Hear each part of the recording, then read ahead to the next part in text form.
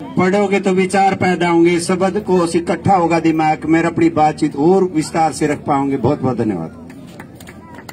अब हमारे बीच में बेलरखा से मास्टर पृथ्वी सिंह आए और अपनी बातचीत रखें। इसके बाद निधि है गुड़िया बेलरखा से, निधि छोटी सी गुड़िया है।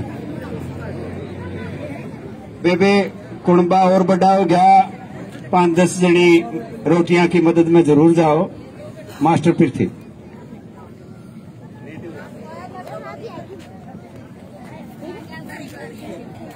धन्यवाद। बखूबी से स्टेज का संचालन करने वाले मास्टर जी, आदरणीय पिता समान बुजुर्गों, साथियों, मेरी माता बहनें, युवा शक्ति और प्यारे बच्चों, सबसे पहले तो जैसे यहाँ से मंच से बोला जाता है कि बेलरखा जो गांव है काफी बढ़ चढ़कर इस आंदोलन में हिस्सा ले रहे हैं, बिल्कुल सही बात। हमारा गांव, हमारा मान, हमारा स्वाभिमान। मैं 2 मिनट गांव के बारे में लूंगा, इसलिए जो यहाँ पर जो मंडली बैठी है, जो फ्रंट लाइन बैठी है, मुझे माफ करेंगे। कभी सोचे हुए बेलरखा की बोर बढ़ाई करना लग गया। देखिए, ये जज्बा, ये जुनून, ये हौसला, ये जोश बेलरखा में इतना कैसे? क्योंकि आज भी 6 ट्रैक्टर ट्रॉली आई हैं, गाड़ियां भी आई हैं, और अब हम देख रहे हैं कि इतने बोलने वाले के बेलरखा के जो बहनें, माताएं बहनें हो गई हैं कि हम देख रहे हैं कि लार बिन टूट रही, बीच में इन्हें रोकना पड़ा। ये कैसे हो पाया? इसके पीछे यदि मैं कहूं थोड़ा सा एक कारण, पहला कारण तो यह है कि जो मेरे गांव है वो इस आंदोलन में 36 जात बिरादरी लगा हुआ है। इसमें क्या एससी, क्या बीसी, क्या ओबीसी, और क्या जाट, क्या ब्राह्मण, और क्या दूसरे वर्ग, ये सारे के सारे इसमें लगे हुए हैं। 36 जात बिरादरी ने आंदोलन को अपना लिया है बेलरखा। एक बात ये, उनकी सहयोग है, उनका समर्थन है, उनकी भागीदारी है, और आज भी वो भिन्न भिन्न जातियों के लोग यहाँ पर आए हुए हैं। हालांकि हम जाति कहते हैं लेकिन हम एक हैं। दूसरी बात, हमारे साथ में हमारे बड़े बुजुर्ग होते हैं, वो हमारी अगुवाई करते हैं, हमारा नेतृत्व करते हैं, समय समय पर हमें दिशा निर्देश भी देते हैं, और जो जहां कमी रह जाती है उसको हमें पूरा करने की बात भी कहते हैं, वो मार्गदर्शन करते हैं हमारा। यानी उनका आशीर्वाद बड़े बुजुर्गों का हमारे साथ है। और तीसरी बात, यदि मैं कहूं कि मेरी जो माताएं बहनें हैं वो इस आंदोलन में इतना बढ़ चढ़कर भाग ले रही है, इतनी सहभागिता है उनकी, इतना जोश और जुनून है कि उनको देखकर हमें और भी आगे बढ़ने का कोशिश करते हैं। हमारे पास जैसा अभी बहन बोल के गई थी, सनी बहन, उसके साथ साथ सुषमा बहन, काफी तेज तर्रार वक्ता हमारे पास है जो कि समय समय पर हमें हौसला देते हैं। तो तीसरी बात, किसी भी आंदोलन और किसी भी देश की जो रीढ़ होती है वो युवा होता है, क्योंकि आदमी की जो रीढ़ की हड्डी होती है उसके सहारे वो चल सकता है, फिर सकता है, बैठ सकता है। अगर रीढ़ की हड्डी खराब हो जाए, खत्म हो जाए, तो वो खाट में ही रहेगा, वो ना चलेगा, ना उठेगा, ना बैठेगा। तो हमारे जो युवा जो लोग हैं, युवा बच्चे हैं, वो सशक्त टीम और मजबूत टीम है हमारे पास, और जब वो उनका हौसला देते हैं, वो काम करते हैं, चाहे एक कालम रात को भी करते हैं। और यहाँ से भी जब आया है, हम टोल पे बैठे हैं बद्दवाड़ा से, कोई काल गई होगी तो 20-20, 25-25 नौजवान हमारे यहाँ पहुंचे एकदम एक काल करने से। यानी हमारे पास एक मजबूत और लंबी और सशक्त टीम है युवाओं की, जिसके जो आंदोलन को मजबूत करता है। और पांचवी बात, हमारी जो मैनेजिंग कमेटी बनाई है वो बहुत बढ़िया है। वो किसी भी काम को किसी भी गतिविधि को बड़े संजीदगी के साथ लेती है और अपने निर्णय है वो सुनाती है, तो काफी सोच विचार के काम करती है। ये है पीछे। लेकिन उसके साथ साथ एक बात मैं और कहूं, जो ये फ्रंट लाइन बैठी है बद्दवाड़ा टोल, इसमें एक अहम भूमिका है इस आंदोलन को हमारे को बैकअप करने के लिए और सहयोग देने के लिए, समर्थन देने के लिए। क्योंकि 7 दिन के लिए हम आते जरूर हैं, लेकिन 7 दिन जब यहाँ आते हैं, 7वें दिन इतनी भारी तादाद में भाई और बहनों के रूप में, तो यहाँ से नई उस्मा नई ऊर्जा लेकर यहाँ से जाते हैं और 7 दिन अपना काम करते हैं। घर में आंदोलन के रूप में बहुत बढ़िया काम करते हैं। जिस तरह कहते हैं ना बैटरी चार्ज हो जाए, पूरा है बैटरी चार्ज हो जाए, और फिर उससे उसके साथ फिर एकदम बहुत बढ़िया ढंग से वहां पर काम करते हैं। तो इसलिए ये जो आंदोलन की जो मूल में बद्दुआ टोल को हम नहीं बुला सकते, क्योंकि यहाँ पर जो लोग आते हैं आपस में गांव गुआंढ के एक दूसरे से मिलते हैं, एक दूसरे से सहयोग और समर्थन मिलता है और उससे हमें हौसला अफजाई होती है। ये बात तो थी इस आंदोलन में आगे बढ़ने की। मैं 2-1 बात और करूंगा क्योंकि वक्ता काफी है। भाई जैसा अभी कहा, हमारी लड़ाई किसके साथ है? यूं ना समझो हमारी लड़ाई टटपुंजी के साथ है। हमारी लड़ाई पुलिस उनकी, फोर्स उनकी, मीडिया उनका, पैसे वाले वो, बिजनेसमैन वो, और सब पावरफुल वो, सत्ता उनकी, उनके साथ लड़ाई है। मगर हम संगठित होंगे, एक होंगे, इकट्ठे होंगे, समूह में होंगे और सब एक बात पर सहमत होंगे तो हम लड़ाई जीत भी पाएंगे। क्योंकि हम देखते हैं कि वो क्या करते हैं। अरे वो कील ठोकते हैं, हम फूलों की खेती करते हैं, वो कीलों की खेती करते हैं। वो लाठी तंत्र में विश्वास करते हैं, हम प्रजातंत्र में विश्वास करते हैं। और हम देखते हैं कि इस कदर हो गया भाई, वो तो यूं हो गया कि चित भी मारी पट भी मारी।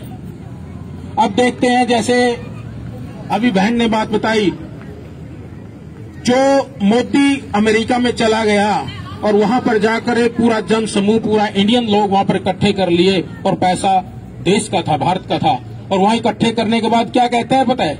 अब की बार ट्रंप सरकार, अब की बार ट्रंप सरकार, ये नारा देता है। कितने लाखों लोगों को, करोड़ों लोगों का वोट मांग के आया है वहां पर।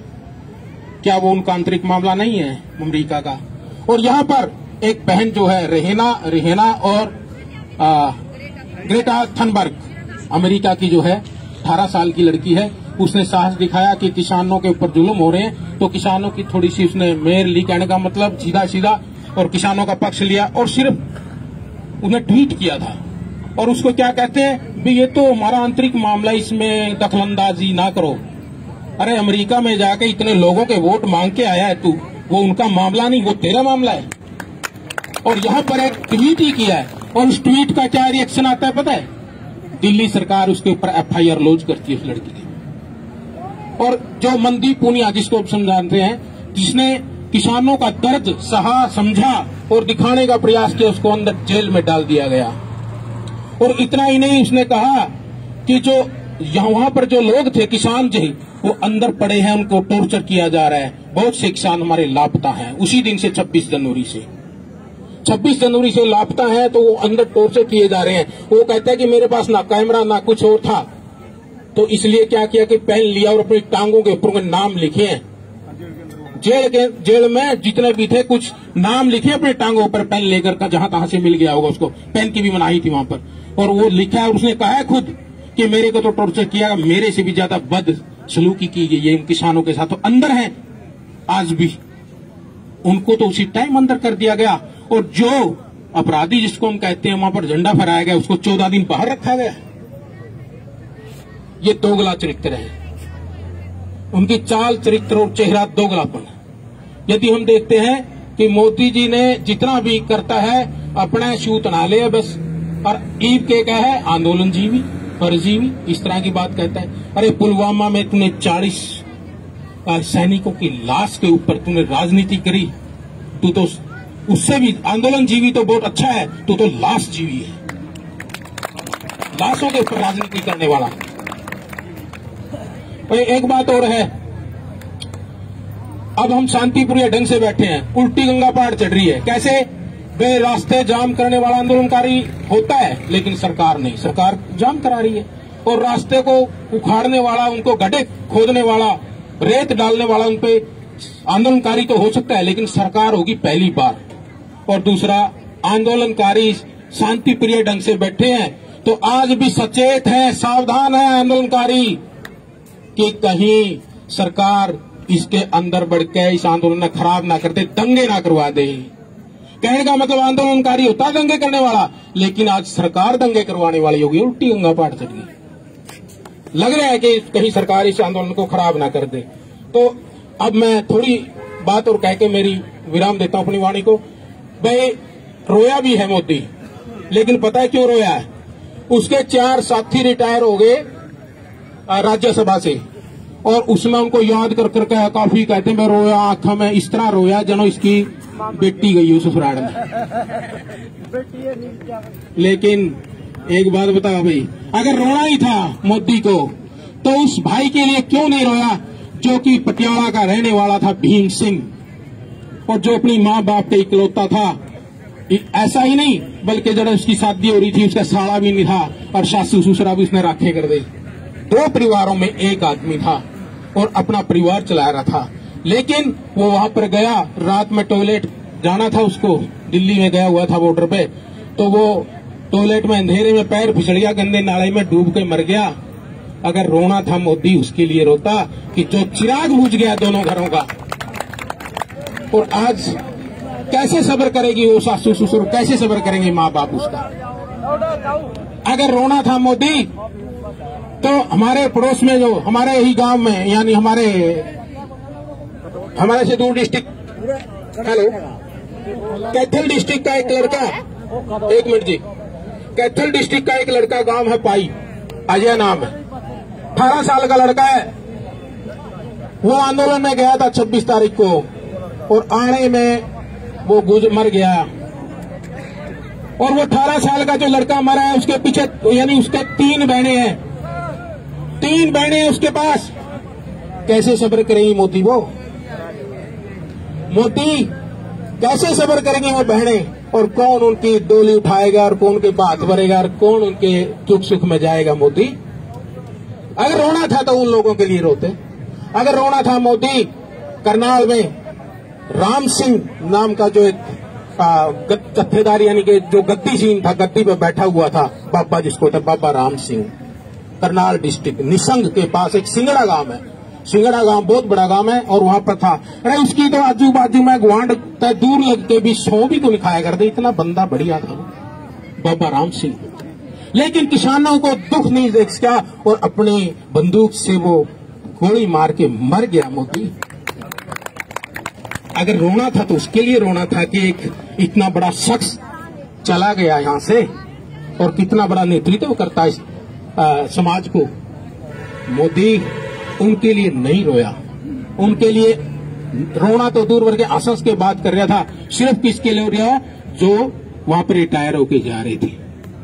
तो अंत में मैं मेरी बात करता हूं कि मोदी जी एक गीत गाया था वहां पर टोल पर खटखड़, वीर सिंह ने, शर्मा जी ने, उसमें कहा था कि 200 आदमी मरवा दिए मोदी, 200 आदमी मर लिए मोदी, और कितनक मरवावेगा, और के तेरा पिट्टा नहीं भरया लाशा पे खाट बिछावेगा, के तेरा पिट्टा नहीं भरया लाशा पे खाट बिछावेगा। मोदी जी आपको खूबसूरत नजर आ रही हैं, मोदी जी आपको खूबसूरत नजर आ रही हैं, ये राहें तबाही की तरफ जा रही हैं।